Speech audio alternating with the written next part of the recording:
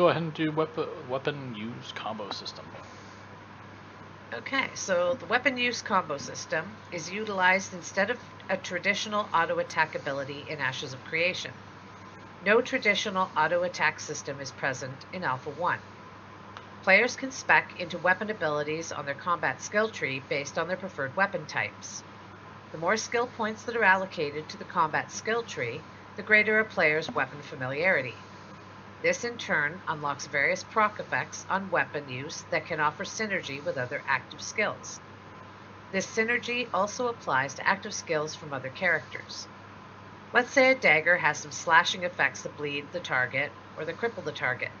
Every time you attack, you have a chance to proc that effect. That effect then can synergize with what your active skill tree has available to it. So let's say your backstab deals 30 additional damage to a bleeding target.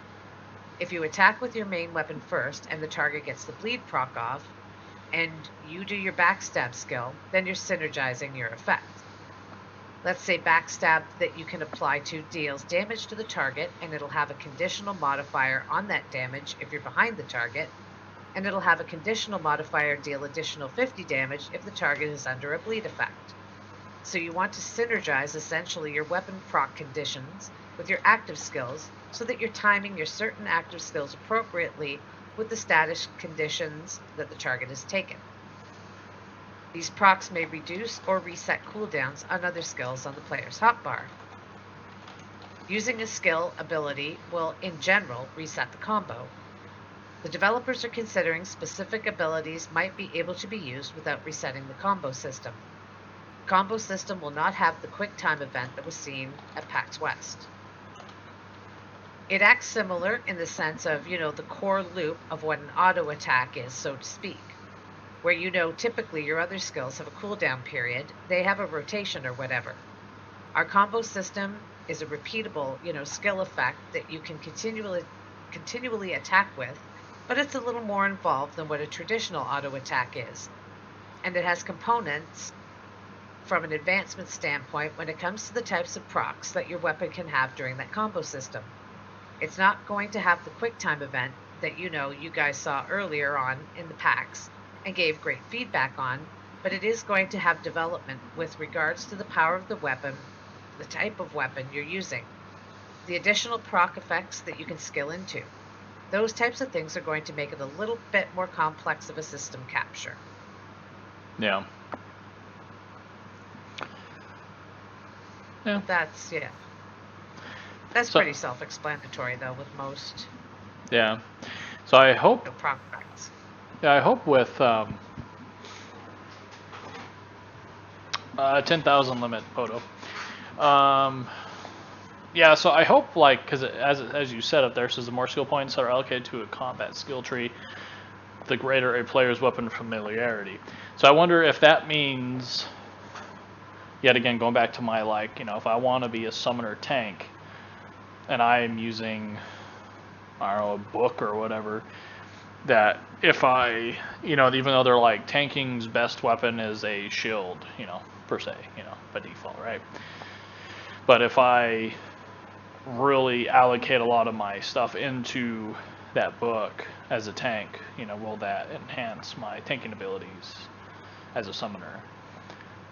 Or if you want to be, because we know you don't like stabs, Missy, for your casters. You like just your one-handed weapons. That's why WoW always gives it to you. I don't like to get dirty. Yeah. So, yeah. So hopefully we can use any weapon we want, even a fork. Hopefully we can do that. Let's see here. You're having your dinner and you just stab somebody. Or the clumps. Somebody comes into the pub. Right, you can have a butter knife and you'd be like, I'm gonna throw this in a crack of your ass. From the Clumps, if anyone remembers that movie. Let's see here. So weapon swapping in Ashes of Creation will be subject to a cooldown period following any damage taken or done by the player. The cooldown will be in a range of a few seconds. A spoon. Yeah, spoons can be dangerous. You could scoop someone's eye out. Good stuff. For the MMORPG. Right? You use a spoon, you fool. We want to be the same time between damage received or damage done before you can swap your weapon. It's not going to be substantial. It will maybe be a few seconds. Players cannot switch armor while in combat. Yeah, that's pretty self-explanatory. The weapons, though, that's pretty cool. I mean, if you're not doing anything, you just, you know. So, hopefully, that means... Do your weapons degrade, I wonder? Yeah, they do. So, weapons, and I think we'll actually get into that with Artisan next week. No, a couple weeks, 2 weeks from now. That say you have a weapon that's made from this certain iron. Well, your weapon will start to deteriorate. Its durability will go down. And the only way, you can't just go to a blacksmith and pay gold to repair it and call it good. You actually would have to either have the materials to actually repair. It'll be like, oh, this weapon was made out of, I don't know, this rock, this metal, and this leather. So you would need to actually have those materials to repair the sword. So whatever the sword or the staff or the armor was made out of, you will need those materials to actually repair said gear, that piece of gear. Thus keeps the value of those things going, because guess what? If Missy's a crafter and she made you that sword, you would go back to Missy and be like, Missy, gotta fix this for me. And she'd be like, coin? And you'd be like, coin?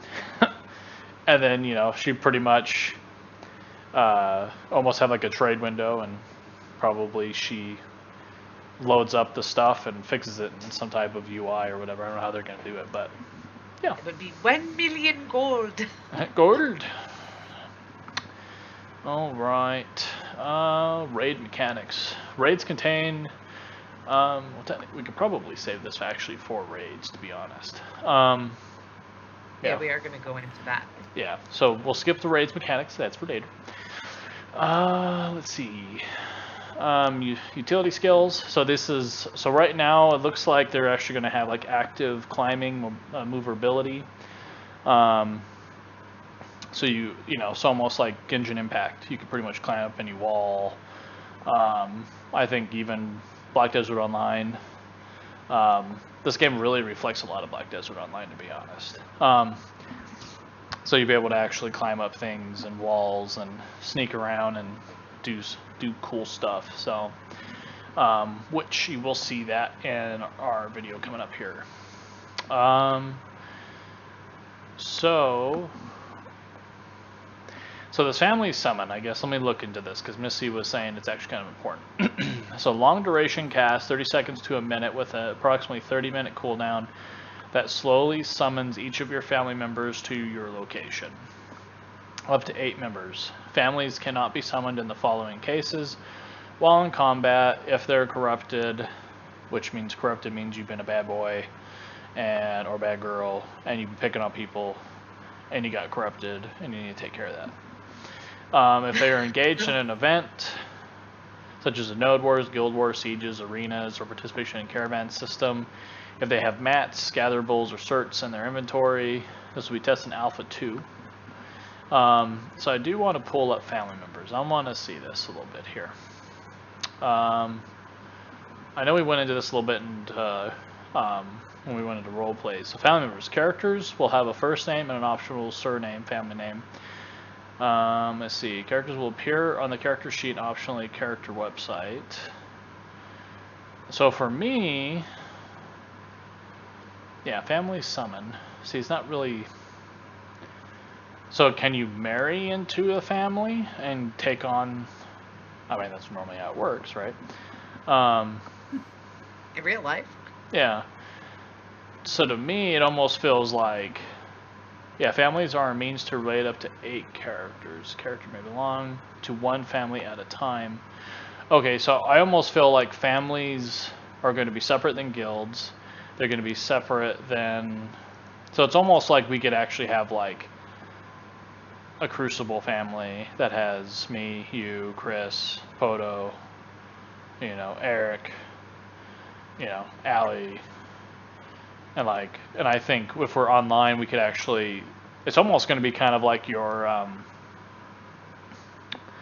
top 8 MySpace. Like unless you're my top 8, then I can summon you.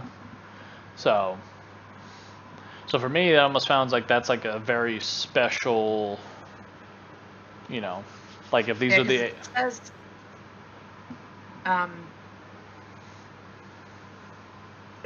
reading here now. You can only ever be a member of one family, so it's important if you want to coordinate kind of a constant party or PvE groups. Yeah. That you coordinate which families you're a part of. So I guess, yeah, you could start a family. So if it's like your constant party or constant group, even if like you had a raid group or something, that would be a family. And then people that you were playing with, for the most part. Yeah, Missy, what would Chris be? If I'm Braddy Daddy, Mama Missy, Uncle Sinister. What about Chris? Cousin Chris? Yeah. Cousin Chris? We're the cousins that they don't talk about. That's pretty Uncle funny. Poto? It's Uncle Poto.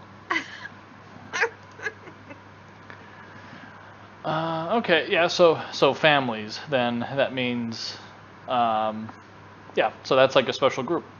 Almost like a little Link shell from Final Fantasy, or like, yeah. So, I mean, that's pretty cool. Yeah, I think that's like kind of neat. It's almost like a lock closet sort of thing, but it takes like 30 minutes. Yeah. It'd be something like, hey, let's like, if you run with these people a lot, and this is who you play with, you would have them in your family.